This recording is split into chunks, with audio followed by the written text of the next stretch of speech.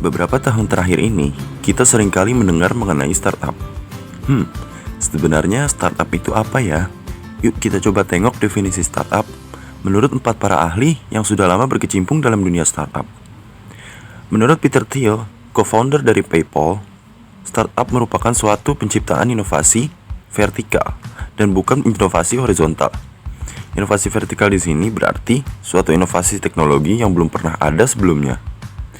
Menurut Steve Blank, pengusaha yang menginspirasi konsep Lean Startup, startup merupakan suatu organisasi sementara yang dirancang sedemikian rupa untuk mencari model bisnis yang repeatable atau berulang dan scalable atau terukur. Menurut Paul Graham, co-founder program akselerator startup Y Combinator, startup merupakan suatu organisasi yang dirancang sedemikian rupa untuk dapat bertumbuh dan berkembang dengan cepat. Menurut Eric Ries, penulis buku The Lean Startup, startup merupakan sebuah institusi yang dirancang untuk membuat suatu produk atau jasa yang baru di dalam suatu ketidakpastian yang ekstrim.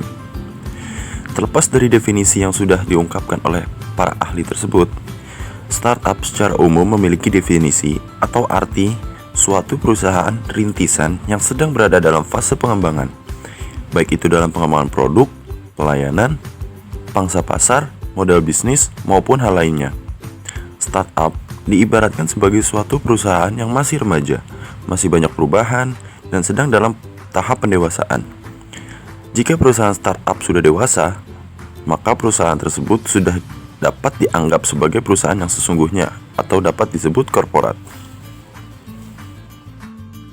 Sekarang kalian semua sudah tahu kan apa itu startup?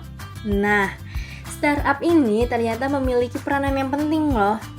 Startup berperan penting dalam menghadirkan inovasi-inovasi vertikal.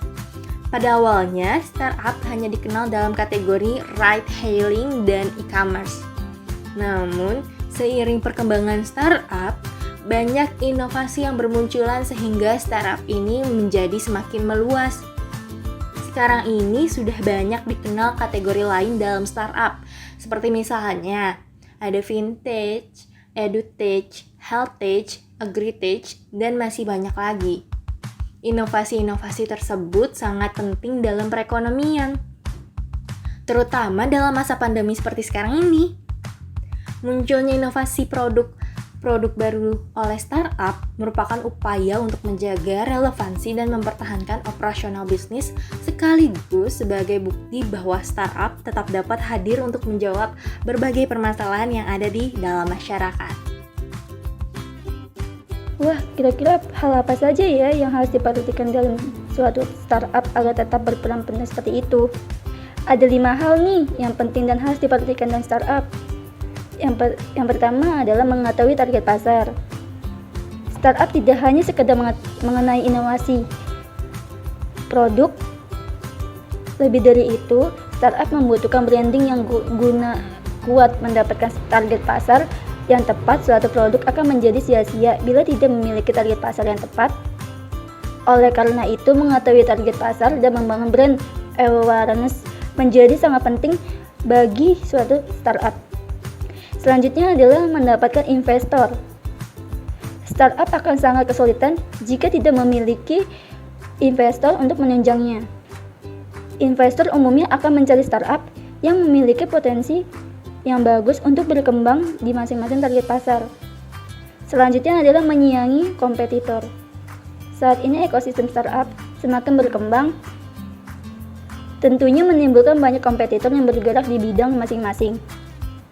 Agar dapat bertahan, suatu startup harus dapat bersaing dengan kompetitor-kompetitornya.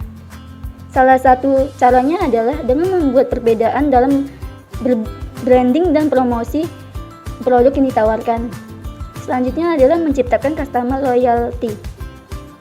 Startup harus menciptakan customer loyalty dengan terus menyuguhkan branding dan promosi produk yang menarik kepada customer.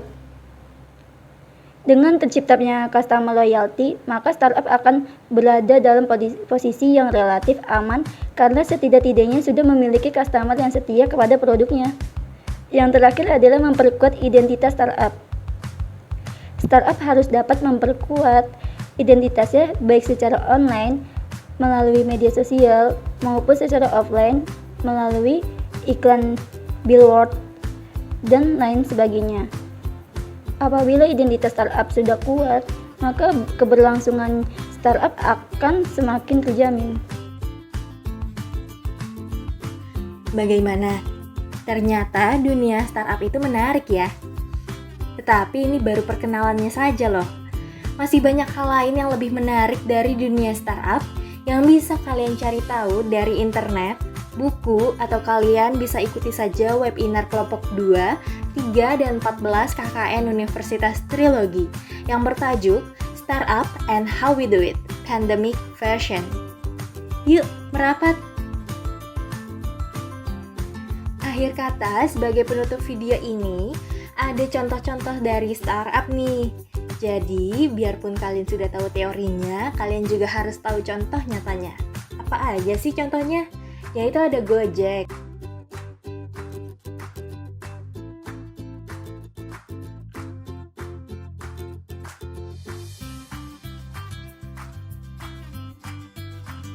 Tokopedia,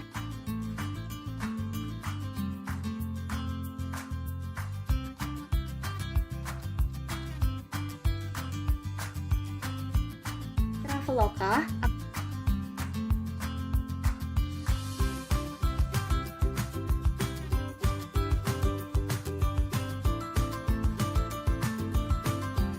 Kredivo,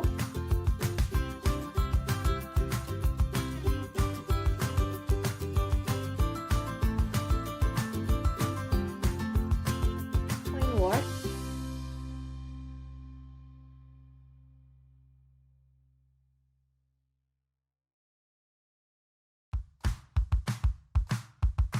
Salesforce,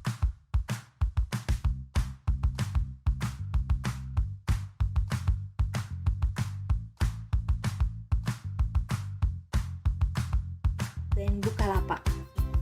Terima kasih yang sudah menonton sampai akhir. Semoga bermanfaat. See you next time.